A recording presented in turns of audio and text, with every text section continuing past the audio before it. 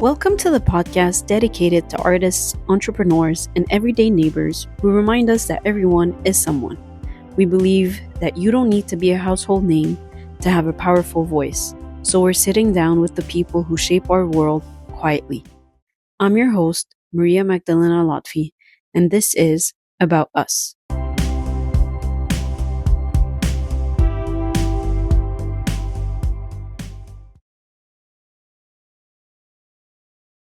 Karen Ayoub helps early career professionals land their next role or secure a promotion.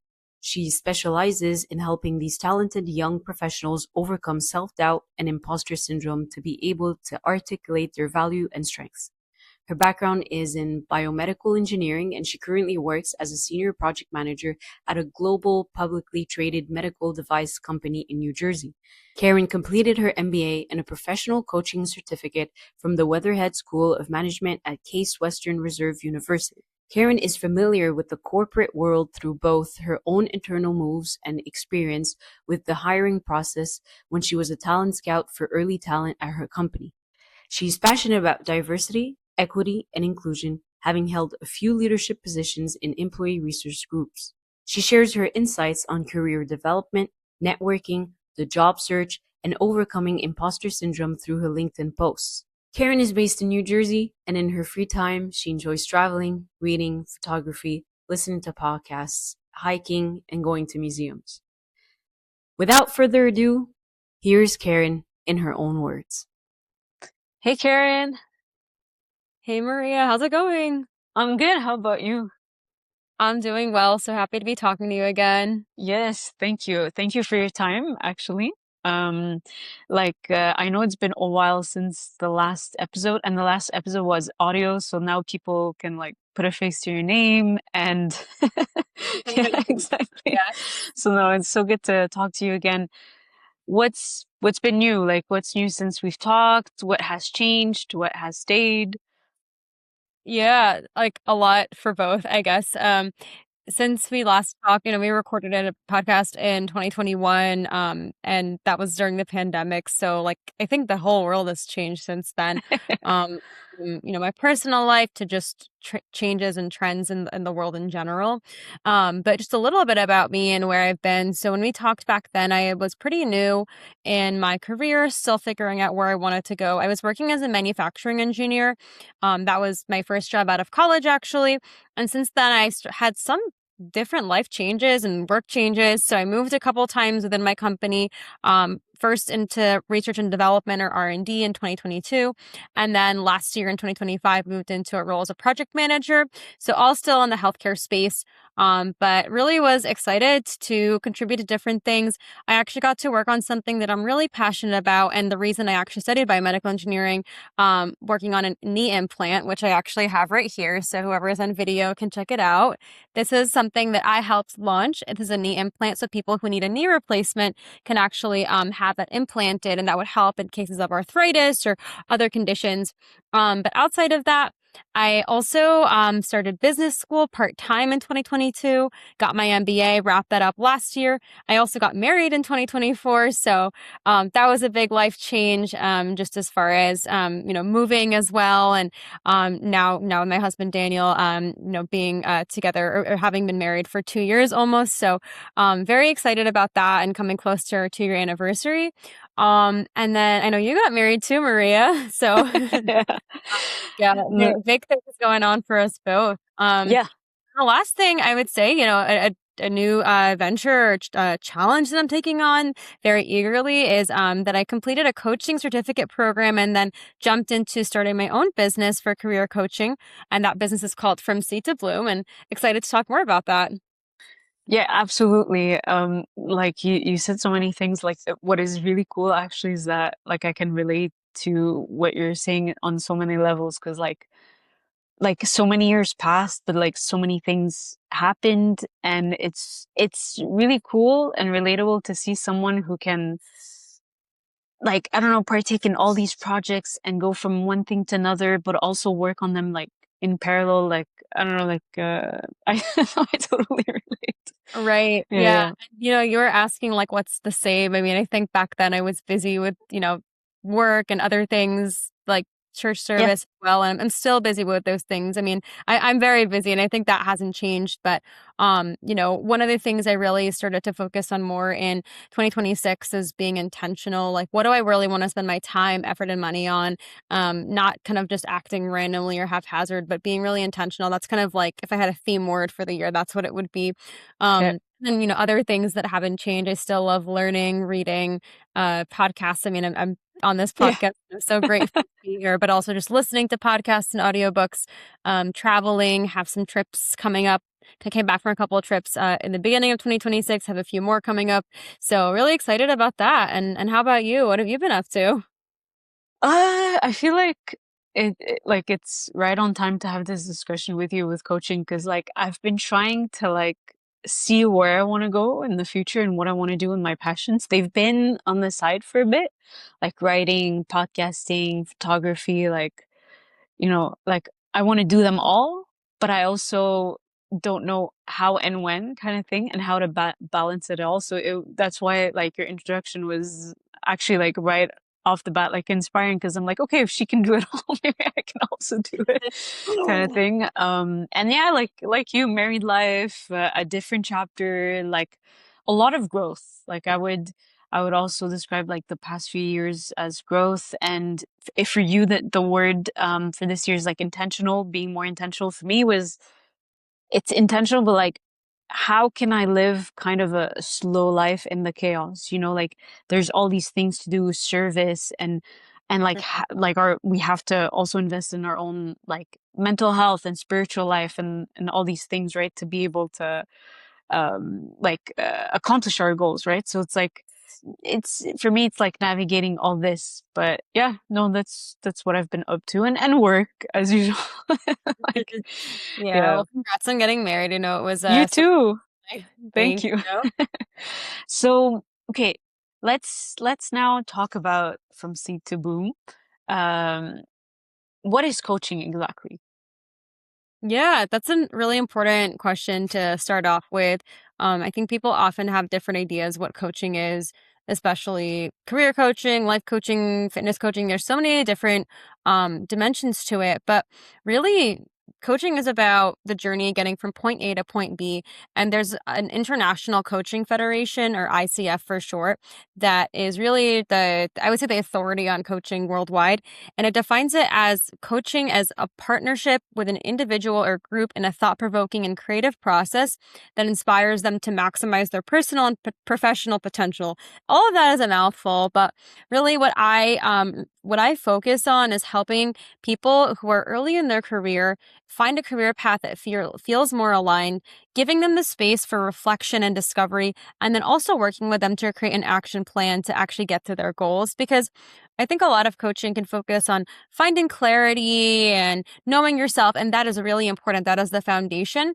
But then also, in my mind, the coaching is about creating the roadmap and the accountability. So once you know what it is you want to go after, then you can have the path to do so. And coaching is a little bit different from mentorship, and that mentorship is sometimes you just tell the person exactly what to do, and then they're following directly in your footsteps. I think of the coach as kind of similar, but then there's the differences in that, I'm not trying to form somebody that I'm coaching in my image. It's not about them following my path, but it's about me helping them unlock or uncover what's inside them, what they truly want. Especially when it comes to careers, a lot of times there's this expectation of, oh, I should be at this level because my peers are, making this amount of money or having this lifestyle, or, in the Egyptian culture, my parents want me to become a doctor, a lawyer, a dentist, or you name it, right? And then there's this idea of what we internalize as we should do, right? But I really like to challenge that and say, okay, but what is it that you want and what are you passionate about? And we do that in different ways. So sometimes through exercises, me asking questions, getting really deep. And then the last thing I'll say about coaching that I want to just give as a disclaimer is that coaching is not the same thing as therapy. While they can appear to be similar, right, where, a coach and a therapist both are in the helping profession, therapy is really focused on treating a dysfunction disorder. Therapists are also required to be licensed, at least in the United States, by their home state. I'm not sure about how it is in Canada. Whereas coaches, there are different ways people can get certified, accredited, but it's not the same thing. Coaching is a lot more focused on that goal attainment future. So that's the other thing that I always give that caveat. So if someone is looking for therapy or mental health services, that's not my lane. Okay, no, thank you actually for the clarification because like you responded, like I had that in mind, I had that question in mind. So no, it's actually interesting. I think coaching is maybe misunderstood and not like well defined in everyday life. So thank you for that definition. But how did you start? Like, what made you want to coach? Yeah, no, like, how did the business idea spark? Yeah, the other day I was just going through some papers in my desk and found this I think it's over there. There's this like business plan that I put together, and it was just me writing things down on a piece of paper. And to be honest, that wasn't that long ago. It was in the summer of 2025. I really sat down and put pen to paper, like I said, putting together a little bit of a business plan, and things have definitely evolved since then. But I do want to rewind the clock a little bit. The idea of me helping people in this one-on-one context to really transform them started way back when I was actually a freshman in undergrad and in university. And I took a job as a math tutor. And my job was simply to help people who are struggling in different math classes to learn concepts, do math problems. And this was one of the most fulfilling jobs I've ever had, actually, even though I only did it for, I would say, like a year and a half. A student would come in, maybe they're struggling in their class, they're not doing well, they have a big exam coming up, they're very nervous. And it wasn't just about doing the problems with them, but it was really establishing the relationship where they felt safe to admit the fear or safe to admit that, okay, here's what I know, here's where I'm struggling. And so, I would really prioritize the relationship. So we would crack jokes, get to know each other, especially the people who would come, multiple times a week or even once a week. And often the issues that I would see is it wasn't a lack of knowledge, but it was a lack of confidence. And they needed someone to just sit with them, work through math problems with them, to reassure them that it's okay to make a mistake, that we're going to course correct, and that it's okay to walk, through things a little bit slowly. And the experience was so fulfilling to me that when I wrapped up my time in college and moved into my first full-time job, I really carried that love of developing, teaching, coaching others. So, even in my corporate role right off the bat, I was introduced the idea of being a mentor to some other new people. Like as I gained a little bit more experience, I was a mentor to other entry level engineers as well as interns. And that one-on-one relationship that I would have with different people, I would see how that can allow someone to flourish and to grow. And there's so much power in just in conversation. Like I know you and I have had some conversations even outside of the podcast where it's just, it's all about the connection, the human connection. And I think that's ever so important in today's day and age where there's like everything is technology, digital, artificial intelligence. Like, yes, all of those things are important. All of those things impact the way that we live and work, but there's still something so undeniably powerful about human connection. And the last thing I'll say about my journey is that later on, as I mentioned, pursued my MBA. So that's where I actually received coaching for the first time. And it was really impactful for me because the coach I had, her name is Sharon. I still, remember her and keep in touch with her. Talking to her at that point in time really empowered me because I was also at this critical point where I wasn't sure where I wanted to take my career. I started the MBA, but then I was questioning was it the right time, the right move. And when we talked, she just listened to me and she made me feel like I was the only person in the universe at that point in time that mattered. And, ultimately the conversations we had, she didn't steer me or push me in a certain direction, but what we talked about really empowered me to pursue a different job because the one that I was in previously had been not really aligned with where I wanted to be and a little bit draining in some ways. So she helped me uncover some of that and have the courage to do so. And that's really the experience that I try to deliver to other people that I coach, where again, being present with them, helping them feel seen. There's this saying in coaching that I learned during my training to mine for gold. So you really look for the nuggets of gold or those really positive things in people. No, I actually like that, and I like the example, like I know it's how it kind of started, but like the when you were saying like you were tutoring people for like math lessons, the confidence part, like I feel like a lot of us struggle with that in the sense that like we can't move on, like either accomplish our goal or like succeed in whatever we need to succeed in without that like confidence. And when you have that one person, like you were saying, your coach Sharon, like just focusing on you and giving you that like safe space to just make the mistake or admit things or whatever, like that's actually crucial. No, I really like that. Also, like just a side question, you were saying how like, you just jot down like ideas, pen and paper. It reminded me of like how my father always told me like if you write it down, most probably you'll accomplish that goal. Like, do you feel like this is true? Like, do you do this with all your ideas, your like projects, or I don't know. I felt like it's a big thing. Yeah, Yeah. I feel like I use a blend of different approaches when it comes to my coaching business and things that are more, I want to say, the day-to-day things of like the to-do lists, follow-ups, even ideas for maybe a post that I would write since I like to post on LinkedIn. That's typically I type those things up, and I use Notion. I mean, that's just the tool that I kind of got familiar with and use to track things. But then I want to say like more of the long-term aspirational things, I typically write that down by hand, especially in my journal. I enjoy journaling. And then other things too, like if it's maybe a shorter term to-do list, like I have all these different sticky notes on my desk, like you can see, like just different colors and sizes. And it's more of just like, oh, something pops into my head really quick, I don't want to forget it. I'll write that down. There is a little bit of that physical, like the physical sensation of writing something, checking it off for me, that there's a lot of satisfaction in. But also I think when I have these sticky notes, it's like, okay, I check things off, I recycle a sticky note and it's gone. So sometimes having something that's like in a journal or something electronically, it's nice because then I can see not just here's what I've accomplished, but here's how far I've come. And then sometimes I'll look back at, like I was looking back at an old work notebook from I think 2021. Yeah, around the time when we talked and I was kind of in that transition state between one job and the next. I was looking at that notebook a couple months ago and I was just like, wow, like the way that I was thinking and the things that really mattered to me back then are kind of different than where I am now. So it's kind of cool to keep stuff like that, like as an artifact of, who you were in the past. No, totally. No, I like that actually. No, thanks for sharing that. Um, at the beginning, you mentioned like there are different types of coaching, and you're like focused on like early career. Is there a reason why, like passionate about it, or yeah?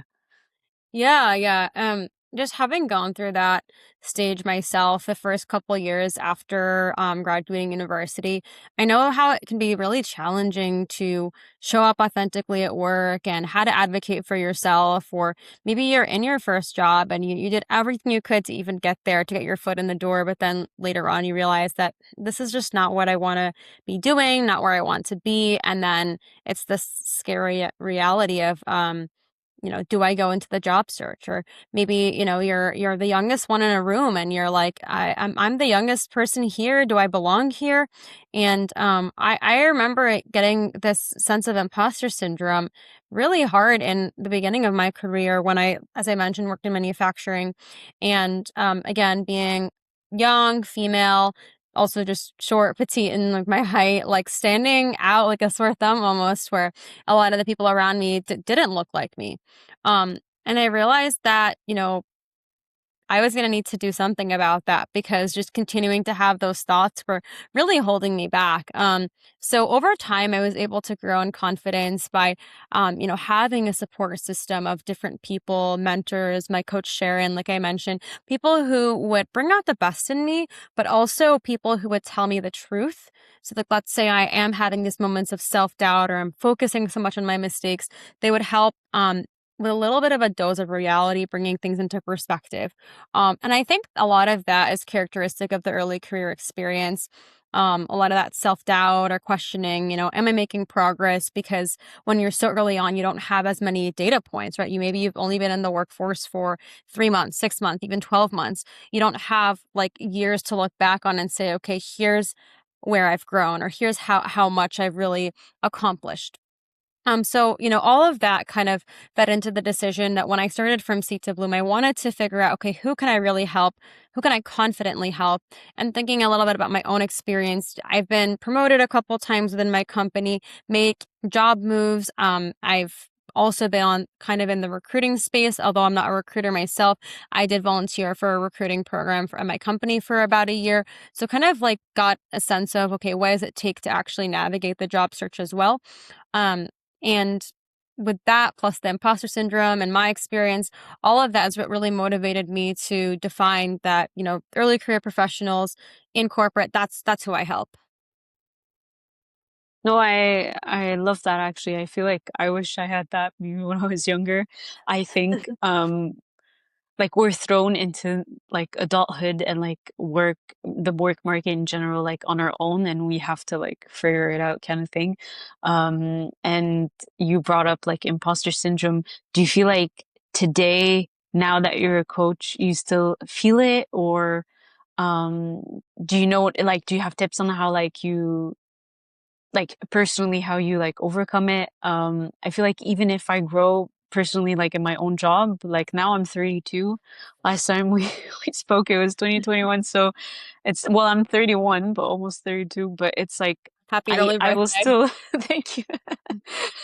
But I still feel it, like maybe it's like the environment, maybe it's just, like it's not something like you can shake off pretty easily, right? Like I don't know. Yeah, there are so many factors to imposter syndrome, and I think the reason when you were saying, okay, we had a podcast recording, we talked about 5 years ago, you talked about where you were then and where you are now. I think one of the reasons why we continue to feel it is because what is demanded or expected of us increases with, over time, right? So maybe you get a promotion and, you're happy about it, you got the title, you got the pay increase, but now more is expected of you. So the bar to which you're held goes up. So that's why there can be a little bit of that imposter syndrome that surfaces or even increases when there's a big life change or a big increase in responsibility. Sometimes being put into a new context can be like that, whether that's a new job or maybe you move somewhere. And then even just in today's world, there's this acronym I like to talk about, VUCA or VUCA, which stands for volatile, uncertain, complex, and ambiguous, right? So when we are functioning in a world that is full of this gray area, full of this uncertainty or, challenge, like it really can come up as well. And, when you ask me, okay, have I felt it? Yeah, it's come up before when I've made job changes. Even when I was at the very beginning starting the business, it was like, okay, like I think I can do this. And then there's a little bit of that reality of, all right, in the very beginning, there's a lot that I'm learning along the way. And even, coming to a point, okay, like now that I've been doing this for some time, I am working with people who have come to me wanting my help. So actually having clients, actually seeing, like dollars coming in, like to me, I'm like, okay, like, wow, like people can, actually recognize that, something that I can offer, of value, right? And it's not just advice, but it's like this partnership together. And from that, I would say, okay, how do you overcome imposter syndrome? It's a combination of things. So one, it's understanding your strengths, super important. You have to know what you're good at. And, how do you do that? You have to just sit down with yourself and think, okay, what is it that really energizes me that I do? And this can be, in the work kind of professional context, but also outside of it. Like, what are those things that I can just continue doing this type of activity or task and not really get tired of it, or something that people come to me over and over again, something that feels natural to me. There's an analogy for your strengths that it's like all of them are like a toolbox, right? And the things that are your top, I would say your top one or two strengths are at the top of the toolbox. Like if you were going to pick something up, it's just right there, it's accessible. And those are the things that, having a knowledge of an awareness of that and being able to articulate that helps. And then the second big thing for imposter syndrome is who you surround yourself with. And you kind of mentioned that, Maria. So you hit the nail on the head in the sense of, are the people around you going to be uplifting, or are they going to be putting you down? Are they going to be telling you, oh, you should or shouldn't do this? Or are they going to, react out of jealousy, when you have success? Because some people are just like, oh, how come you're doing that? Or they're going to be naysayers. So it's just who do you really listen to? Who do you let in and let into your mind even? And when you have the people around you, you don't want to just have cheerleaders. You want to have people who are going to, challenge you, who are going to be honest with you, but in a way that's still like still overall supportive. And also like I feel like it kind of segues to the next question, like the name, right? Like from seed to bloom. Like I love the name. Like not only like I feel like there's a poetic side to it. Like I feel like I get it and I understand it, but what's behind the name? Like what's the meaning? Why you chose that? Um, yeah.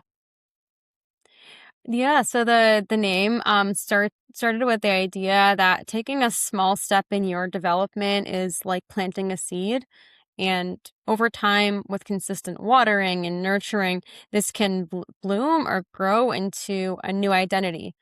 And I really I don't know. I really have like come to love the name as the more that I have the business and the more that I talk about it. Really just the idea of growth, but also the idea that growth doesn't happen overnight. Some plants will take a little longer to grow, or sometimes you plant it, like there's certain trees you plant and then you don't see the fruits right away, and that's okay because um nothing that is good in this world, in this life, comes easy, or that effort. But then also everybody's journey is going to look a little different. So some people might see a change, maybe that's a job change, like faster than others, and it doesn't mean that you're on the wrong path, or you're doing something wrong. But it's just, again, everyone has their own journey.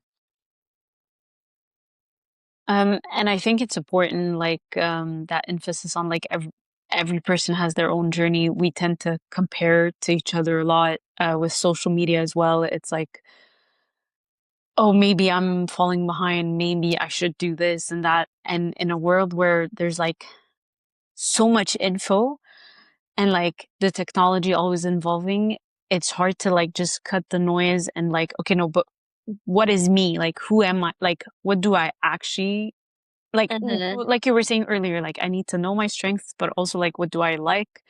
It's like these self-reflections that we have to do it like without being influenced kind of thing, like I just yeah, no, no.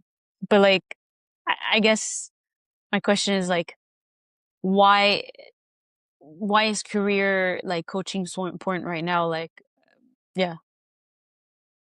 And I think it's becoming more and more important, especially again for the people that I help early career, where um, the job search can be really overwhelming. It can cause burnout. And then, there's just a lot of old advice that doesn't really apply anymore, where it's just like, okay, I'm going to like, cold call a company and be like, all right, let me talk to your HR department. Like that. That's not how the job search works now. Maybe that's what worked, 20, 30 years ago.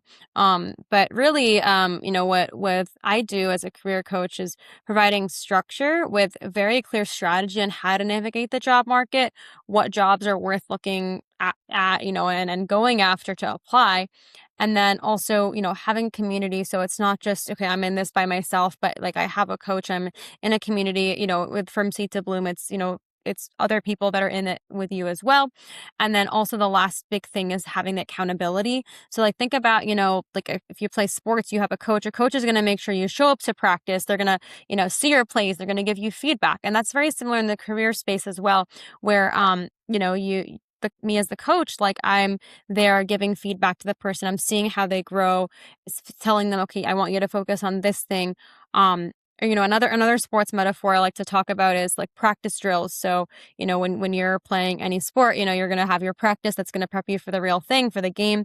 And, that's something that I would do with someone who I'm coaching. So maybe we do a mock interview if they have a job interview coming up, or maybe, they're not really in the job search, but they're thinking about, their growth within their company and they want to have a promotion. So you would do a mock performance conversation with with their manager, where I'm pretending to be their manager, and that way they can just kind of role play what it would be like in the real thing, and then get my real time feedback. I find it really interesting because for me, coaching was always like one-on-one, but like you just mentioned, there's also like group, like other people you coach like can meet each other and have like discussions or like share what they're going through kind of thing, like career wise, or is it a bit that? Oh Yeah. yeah, okay. Yeah, Sorry. yeah. The group coaching can like look like different things, but one of the things that I really envision as my business grows is to have a blend of that one-on-one coaching that you mentioned, where it's very tailored, very much that one-on-one just conversation, as well as some group sessions where people can learn from each other. I I've really enjoyed being in groups like that, not necessarily coaching wise, but at my company there were these peer mentoring circles where it would be a group of 8 to 10 people and we're learning from each other as well. So that's something that there's just different ways of learning and different ways of like sharing your knowledge, and that's something that I look forward to. And like I you kind of touched on it, like, but what does the experience look for someone who you coach, and like if you have an example of someone you helped and you know and their Yeah, transformation yeah. journey. Yeah. So for people that I coach, that I help, it's really about working with them until they find a role that's aligned. And what does that mean? It's something that is compatible with their values, with the direction that they want for their career, their skill set. So we spend a lot of time early on just understanding that vision for not just this next role, but where do you want your career and your life to go? And what's going to be this next step that supports you and kind of takes you on that trajectory. Sometimes I talk to people who are at a fork in the road where they're like, oh, I'm considering, do I go to grad school or do I apply for a job? Or maybe they're considering, 3 different career paths. So we really get clear, have one sense of direction, and then also understand, kind of like we talked about with imposter syndrome, what are the skills that the person has? And then what are some of their gaps or challenges? And how can we work to close those gaps? So maybe it's, if it's more on, again, the job search, it's okay, what are the competencies, the technical skills that you can acquire, have an upskilling plan to then minimize any of those gaps. Or maybe if it's more on the emotional intelligence side, like someone is, really intelligent, has all these technical skills, but they maybe struggle with communication or adaptability, then we also work on that. And that's where some of that coaching can come in, really like the I want to say like the heart of coaching is through conversation, talking about how you come across, how you present yourself. And from there, what someone would do if they were looking for a job is really, once there's that clear vision, I help them identify the roles to apply for, where to put their efforts, and as well as networking, which is such a big piece, honestly, of the job search of who do you know, and who can I introduce them to. So I often make connections, but then also give them the framework, the tools to network themselves, whether that's, through networking events in person or often through LinkedIn, connecting with people, having conversations.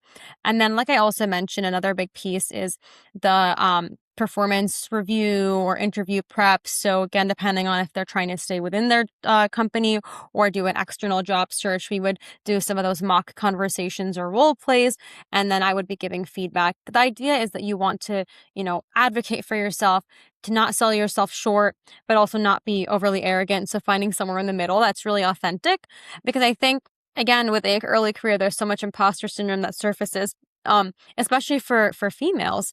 Um, and this is something I'm really so passionate about. So I spend a lot of time here. And then, like I mentioned, again, work with someone until they get that offer, until they get the new role. So kind of wrapping it up, I would work with the person to establish an onboarding plan. So that way, after we wrap up working together, they're set up for success in the new position. Ah, nice. Okay, no, it's I really like that. Um, should we like do a coaching demo or? Sure. I guess before that, I know you asked earlier about someone who maybe I've helped before. Yes, yes, I'd love to share a story. I just, please. when I was talking, I got so excited and then I didn't get to, but there are a few people that I really have come to mind, but one of them specifically, she was someone who felt pretty stuck in her job. She kind of liked what she was doing, but also felt that her team and her position was really prioritizing just hitting numbers, getting, certain metrics, and it didn't really connect to what was important to her. She was so passionate about like design, R&D, wanting to have that type of contribution where she's like thinking where she's using this innovative thinking, and that wasn't something that her role had afforded her. And we talked before, she started looking for other jobs. We talked about, okay, are there ways that she can kind of get what she's looking for out of her current position? Can she, come up with these side projects and ideas? And ultimately, that wasn't something that was really filling her bucket. So, we started working together, and then, I like had made some career moves myself. That was one of the reasons why she approached me. So we talked about some of the different possibilities for her. I helped her understand, okay, who can she network with? Um, what types of roles is she even interested in? And then creating a networking plan in accordance with that. So reaching out to people who are in some of those teams. And then she ended up applying for a position, and I worked with her to craft her resume, and, prepare for the interview. And she was able to actually get an offer that she was really thrilled about. All that took around 6 months, between the time of, finding the clarity, actually getting into the plan, and then getting the new role. She's been in her new job now for about 2 years. We still keep in touch, and she shares about how she's being challenged and learning and really feeling fulfilled, much more so than the job she originally started out in. That's actually cool. Like, thank you for sharing that story. Cause like, I know earlier we were saying like we all have like each our own path. But at the same time, when you hear stories like that, you realize like, oh, we're kind of all in the same boat kind of way, like kind of thing. Like we don't do the same jobs necessarily, and we don't have the same, like passions or like goals or dreams, but most of us, have like, let's say like a 9 to 5 job that maybe, like you were saying, like just hitting numbers or hitting like, like the goal doesn't really align with like what we want to, what can make us grow, right? Like we're, no, it's refreshing to hear. Like, I feel like it's, there's both, right? Like okay, the unique path, but also like, oh yeah, we can learn from each other as well. And like, it's nice to see that like she found something like that makes it challenges her, yeah, every day. So cool. Thank you. Yeah, of course. Um, yeah, so I know like I went a little ahead earlier, but if you wanted to give us an example of like coaching, like I'm down. Yeah, yeah, let's do it. So, yeah, what we'll do is I'll ask some questions. Okay. Really, there aren't right answers. It's okay. It's gonna be you, Maria. Like, what is in your heart of hearts, or like how is it that you truly feel about whatever topic we're gonna cover. So I guess starting that off, what's on your mind, or like what do you really want to focus on in our conversation? I really like the aspect of career that we've been talking about now. I feel like maybe that big thing on my mind is how can I balance having my 9 to 5 job and on the side starting something that I'm really passionate about. My job is really focused like in IT, and for like currently right now it's everything that is emerging tech and AI and everything. But I feel on like for me in my brain, like it's very draining to do this every day if I don't have something on the side. Like I do practice creativity in my job, but it's less like humane, let's say, right? Like it's Mm, very like project oriented. But like I feel like with my art or with things that I love doing the most, like, podcasting and photography and writing, I can connect with people more. Now, the thing is, there's just a lot like writing and podcasting and taking pictures and meeting people and like, like, so I'm having big difficulty prioritizing like what I want to focus on like the most. Um, and choosing really whether I want this like these side like activities to be like a side hustle, like a business, or just just being creative and that's it, right? Like, do I want it to lead me somewhere so I can leave that job, or I actually enjoy both? And maybe I can find a way to just continue doing that, right? Like, but but all this with like continuing my life too, like I now that I'm married, like I have other responsibilities, service, like all these responsibilities that we have, like when you put all this together, it's like, okay, like how can I and like I feel like you were saying too, you were talking about burnout earlier. I don't want to get to that point. I want to succeed in every area and not feeling like I'm just trying to like go through it and pull through, but like the results are just like it's not like the best trip. Like, yeah, so that's where my mind is at right now. Yeah, yeah. Thank you for sharing. To make sure I heard you correctly, you're really at this crossroads or this juncture of you want to do something more, having a pursuit of something creative, whether that's podcasting, the photography, or something outside, can be really fulfilling, especially when your job is more about the execution. Like you said, it's IT projects, but then you're also not sure, do I make this a side hustle or is this more of a hobby? And, Yep. you know, from So yeah, I mean, one of the big things I always like to ask is, if you had to pinpoint one goal or one mission that you feel is so important at this stage in your life, what would that be? um I guess feeling like I'm not uh anything I'm accomplishing is not like rushed. Like I feel like I do a lot, but I want them to be I want to actually enjoy them 100%, not just do them.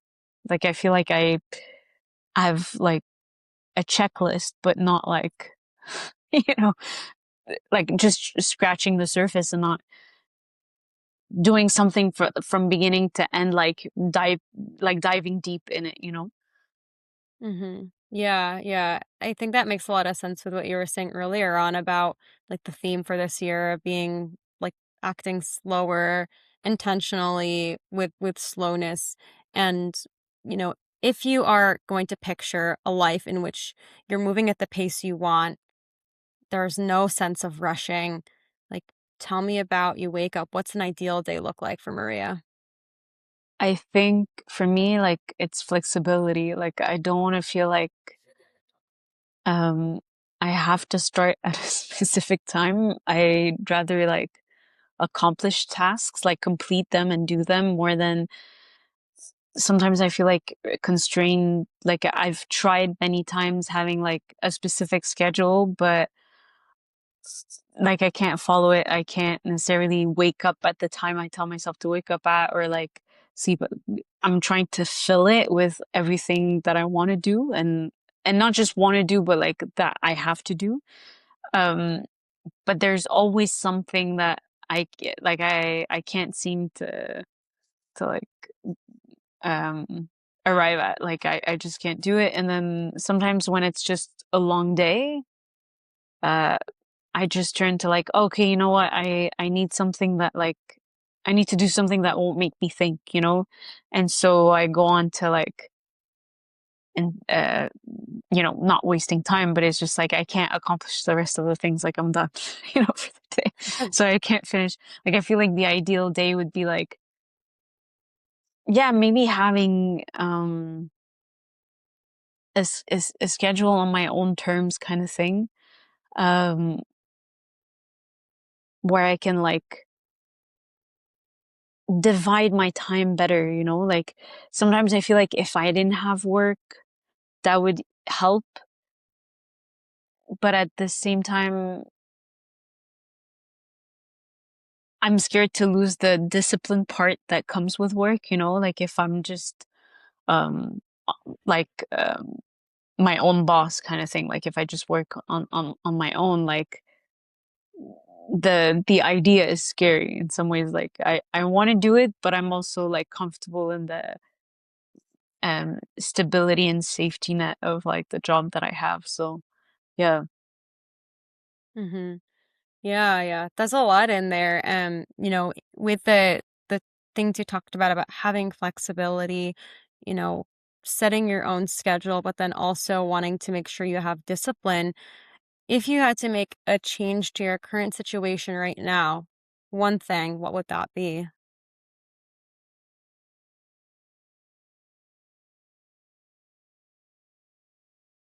Um, I feel like the change needs to be something I cut out like of my life, like that I have to give up on, but I'm not sure which one. Like I don't know how to choose that thing. Um, Mm-mm. but like I need to make space for the most important, I think, and like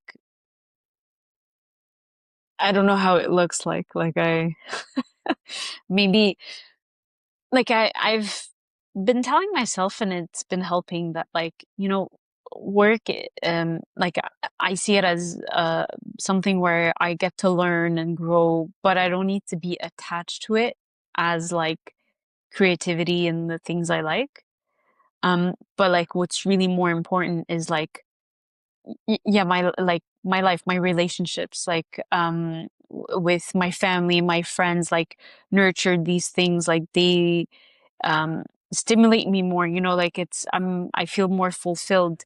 A bit when you were saying, I actually really liked what you were saying earlier, like that it was really fulfilling, let's say helping people, whether like in coaching or math lessons and stuff. Like I feel like when you serve and you help out, like I feel like that's what makes me like that. Yeah, that makes me the happiest. Um and like yeah, I really want to focus on service, whatever that is, like whether it's like a church or like if with my photography I can help someone or my skills, like, and I can still be creative, I would love that. Um yeah. Yeah. I mean, when you were talking about how work is not your identity, that really it seemed to like from your face, like it just seemed like that was like a really important thing for you to articulate and to recognize. And you talked about how you could remove one thing, perhaps, and it's not just about reclaiming time, but also your headspace, your mental energy, and that sense of focus on what's really important to you.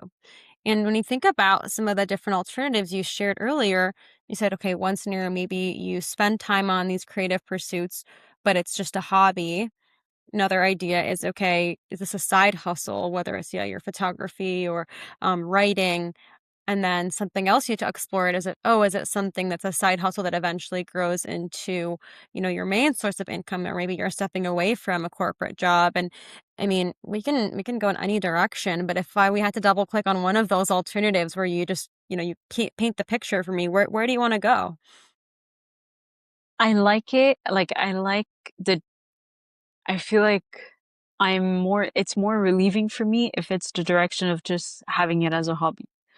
I feel like it's less stress. Like I don't need to own a business and take care of so many things that I maybe don't know about or just I've never done before, right? Like this is very daunting to me. At the same time, there's this like part where I'm like, oh, I could get out of my comfort zones, start small with small steps and see where it leads. But I feel like if I focus on my values and everything, like I feel like I perform better. Like if it's photography or like these things that I like to do, if there's no money into account, I perform better because I just love doing it. But if I feel like there's money in it, then it stresses me out and I have to like work harder and, you know, not that I'm not giving my all when it's for free, but it's just like I can remove some stress, right? Like when it's like work, the work setting is maybe I feel like it limits me. Maybe it just scares me. Like you don't want to disappoint anyone, right? Like you don't want to but when it's just like, yeah, like being passionate about like whatever I love to do, then it's easier to like accomplish it. You don't think too much about it, right? Like it's like you don't overthink it, so you just do it. But work is, because you have like deadlines and you have to give your best and everything, it's like, okay, there's this, yeah, stress that comes with it. Yeah.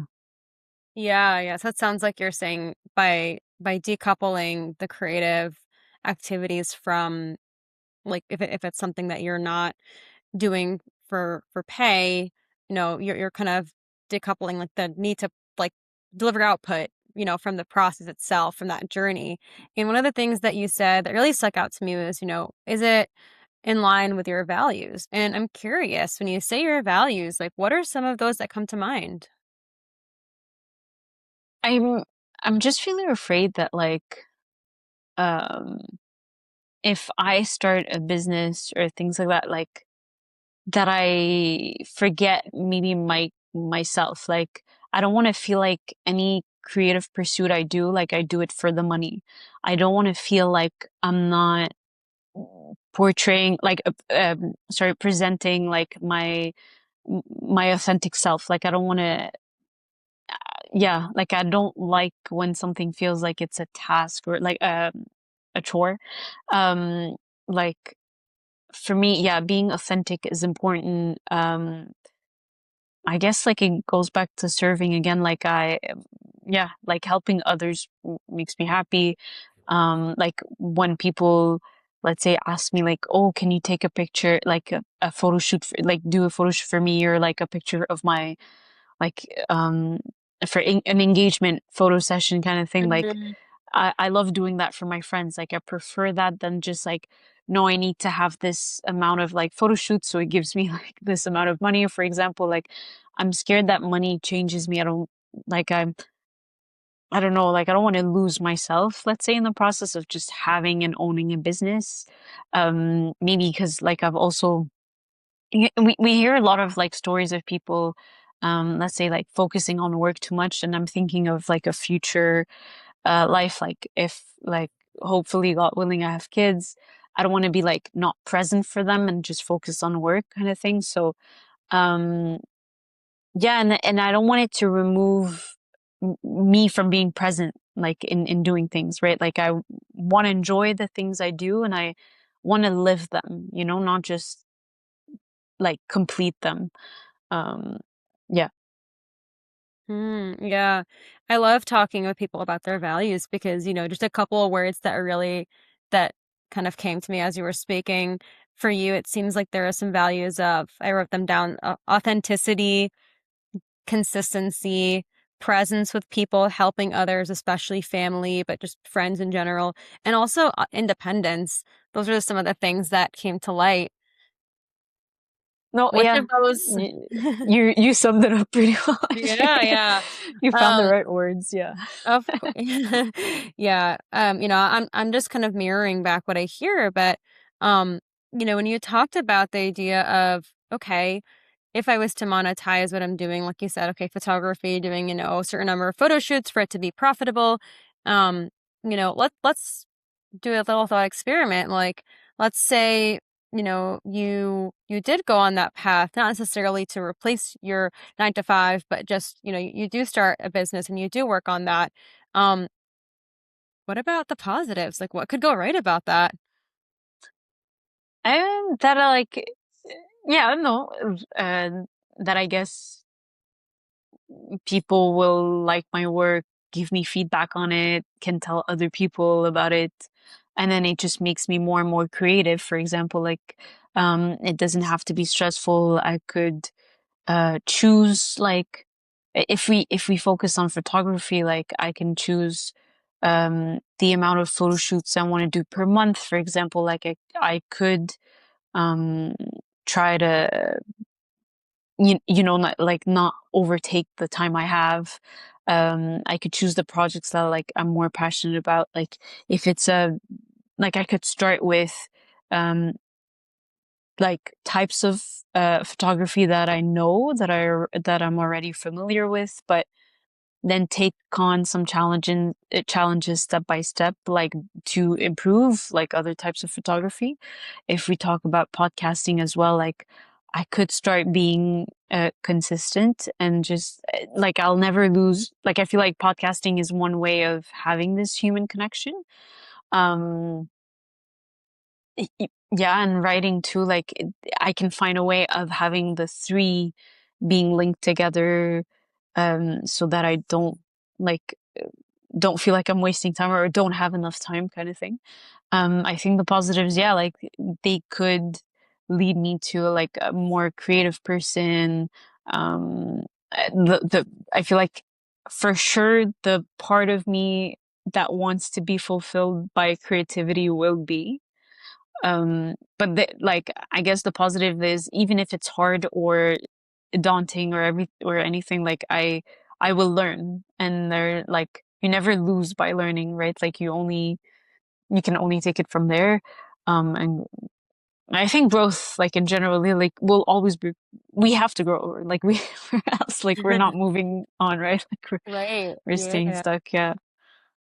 Yeah, yeah. When you were talking about that, I could just even see in your face some of the excitement in your eyes, just wondering about what, what this future could look like. And um, as you were talking about some of the things that you could actually do if you were to maybe to start a side business, you would be you would be pushed to be more creative. Maybe, when you do have some income, you can explore whether it's, different equipment or opportunities, even conferences, or maybe you're going and you're learning from other people in the field. And, one of the big things you talked about was learning. And I'm curious if there's anyone that maybe you can learn from, where maybe somebody that, has gone through something similar, whether it is balancing a hobby with their main job or balancing a side hustle. Who can you talk to? I don't like, I don't have someone specific in mind now, but like it's when you were asking the question, I was thinking more about like the learning part, like maybe last month, and it actually came all together when preparing for this podcast and things like that. I was thinking like, you know what, I want to pick up photography again and just practice. And then I thought like I'm very inspired by usually yeah, I'm very inspired by business people. Like I know my uncle is a businessman, like, or has their own like accounting firm, for example. Like his friends are also like entrepreneurs, like and so actually my wedding caterer, like, you know, like, so he's in the like hospitality world, like food catering industry. So that was also very interesting to me. They're also a family friend, so I was curious like how they started their journey and everything. And I thought, okay, maybe one way for me to practice food photography would be to ask him like, hey, like whenever you need help, I can just take pictures and just to start for fun, and see how I can take it from there. Like I feel like, yeah, like I just really like these. I feel like people who are like entrepreneurs, I have different journeys. Like even if it's the same, like it's business, right? At the end of the day, but it's everybody does it differently or starts differently, and I'm very inspired by that all the time. So, yeah, like I feel like, yeah, regarding the learning part, like my head has been there. Like, yeah, been thinking about that. Yeah. Yeah, yeah. It's cool that you had the opportunity to help your uncle. And one of the, things I always like to ask people, with these coaching conversations is, what is one practical step that you can take leaving this conversation that's going to help move you in this direction? And for you, it sounds like the direction of, you know, figuring out like which of these paths you want to take.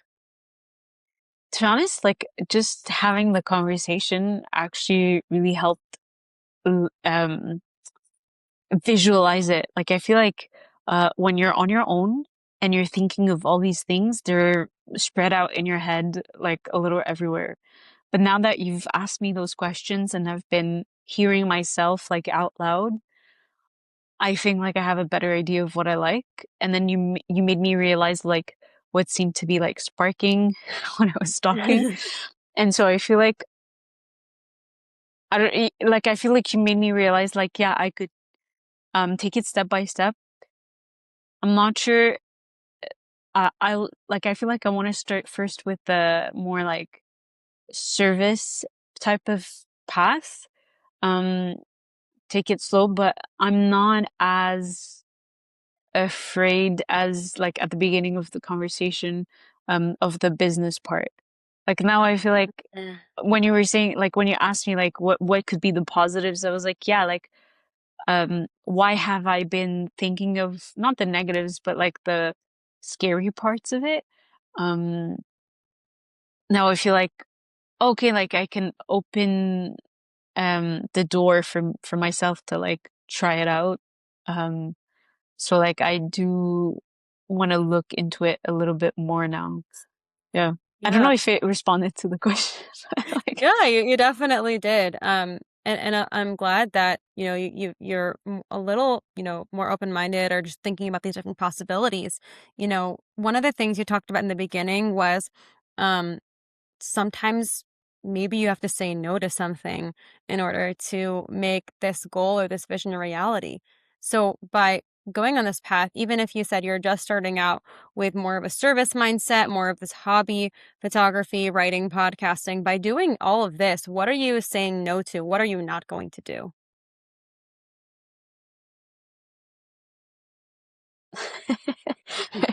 I feel like maybe like there are two things like I feel like no to procrastination and also no to like um when you were like when you said it earlier like being intentional it hit me so like if there are like let's say for it's just an example but like let's say like a chilling with friends if there isn't really like if going out with friends isn't necessarily like fellowship or rejuvenating kind of thing going out with your friends and it's just like not purposeful then I can say no to that like I don't need to always be out there or like feel FOMO or like like I could say no to things not necessarily useless but like that might not add to the purpose that I'm trying to like work on and follow um or things that can like disrupt not the peace but like uh, yeah I guess distractions yeah saying no to distractions yeah.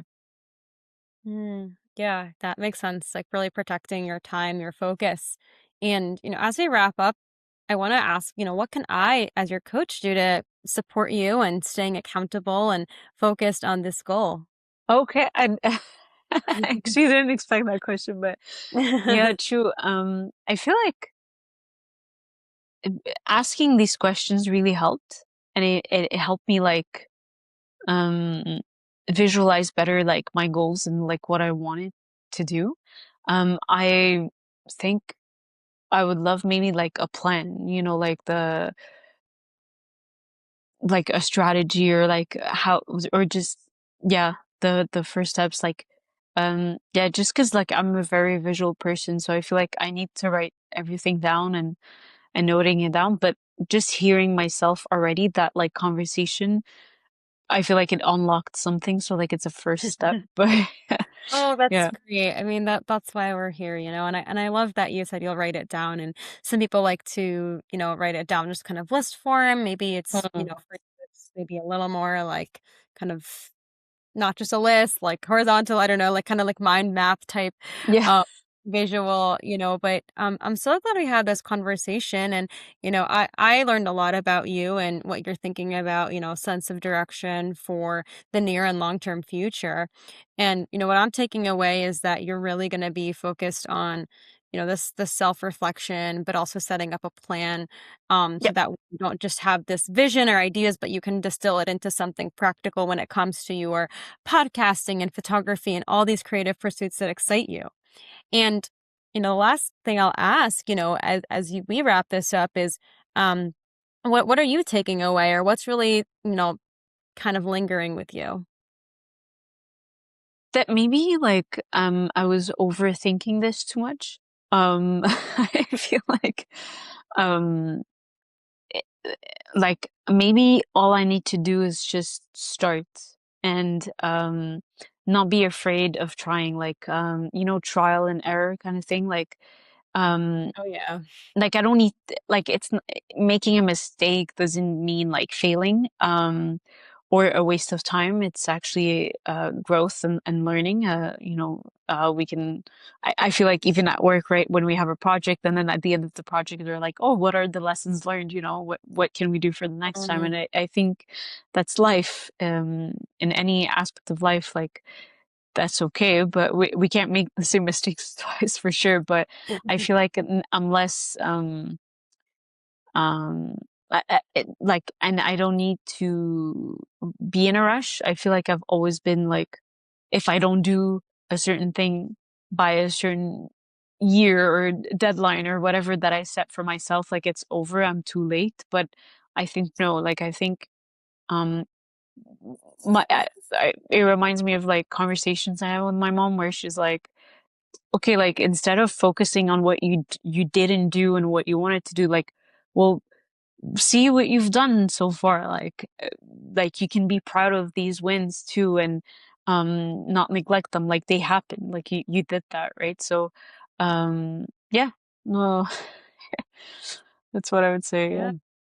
Yeah, well, I'm so glad you're taking away these insights from our conversations. And I know that, we could continue, definitely continue talking more, but so excited for you, honestly, with, Thank you. this journey and where you're at. I guess we can kind of wrap this, simulation or, Yeah. coaching demo up, but you know, this is just an example of what it could look like. And this was, again, for anyone who's listening, like very high level, like very condensed into like maybe like 25 or maybe 30 minutes or so of this conversation. And um coaching is a partnership and it's a journey, right? So it's not okay, like in one session you're gonna knock out, okay, here is my vision and my plan for the next 5 years, and here's exactly what I'm gonna do. Like, no, it is a process. So one of the big things that I really wanted to harp on, the one of the last questions I ask you is like, how can I hold you accountable, or what can I do to support you? And that's where there's that partnership. If it's not just talking and, you know, like articulating all these great things, but it's okay, like now what do we do to actually go after those things? Because the action piece is, I think, where a lot of people get stuck. You yourself said it, where it's like, okay, you have these ideas, but then there's this sense of waiting, like waiting till I feel ready, or waiting till things are perfect, waiting till it's the right time. But, at some point, they're just, you have to move, otherwise you'll just be waiting forever and in this analysis paralysis forever.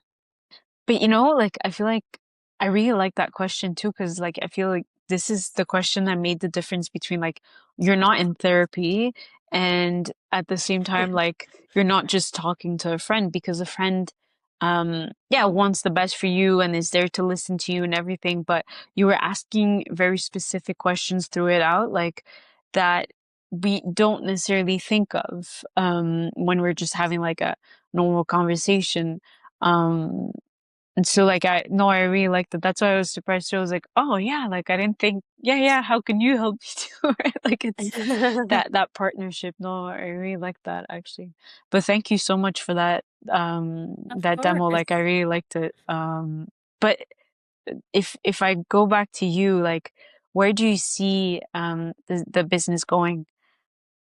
Yeah, I'm so excited about, now that I've been having my business for what, like 7-ish months now, so a little over half a year, continuing to grow and help more people. Right now, I'm coaching a handful of early career individuals, so want to grow by, having more people that join, but then also, as I've mentioned, exploring some of that group, or peer coaching. I mean, I'm still, I'm the one who's setting the strategy and the direction, but having some group sessions, and then, continuing also to post on LinkedIn. Like that's really one of the places that I show up. I share insights, I share stories of people I'm helping, as well as general advice and strategies when it comes to the job search, when it comes to growing within your company, showing up authentically. Those are all topics I'm passionate about, as well as imposter syndrome. So continuing to grow and stay consistent there as well. Keep actually posting on LinkedIn because like I read them and I really like those. Oh, thank you, Maria. Thank you. I'm glad that some of that, is landing or resonating. And yeah, I mean, it's similar to you, like trying to exercise that creative muscle to think about, okay, not just like the words to say, but how to share a story or how to share an idea in a way that's going to hopefully land with people or encourage them to make a change in their life and career. Perfect, thank you. And um, where can people get in touch with you?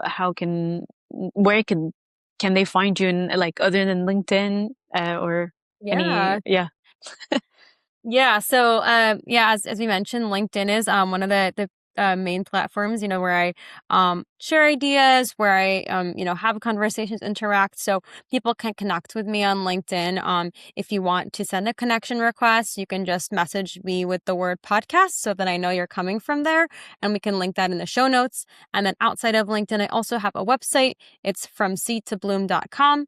And then, that's where a little bit I share about my story as well, some results and stories from clients that I've helped in the past.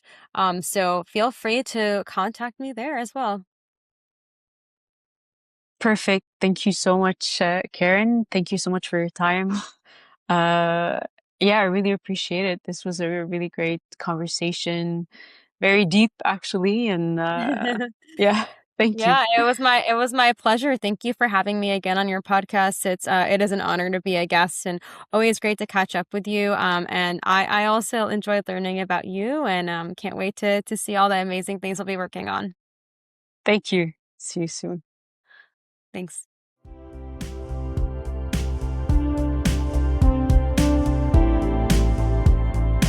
That's a wrap on this episode of About Us.